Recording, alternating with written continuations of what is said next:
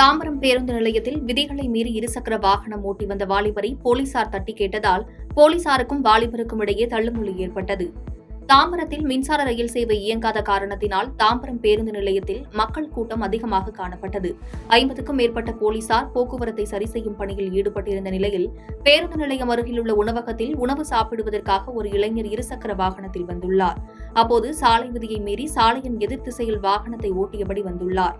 இதை கண்ட போலீசார் அவரை மடக்கி விசாரித்தபோது வாலிபருக்கும் போலீசாருக்கும் இடையே வாக்குவாதம் ஏற்பட்டது.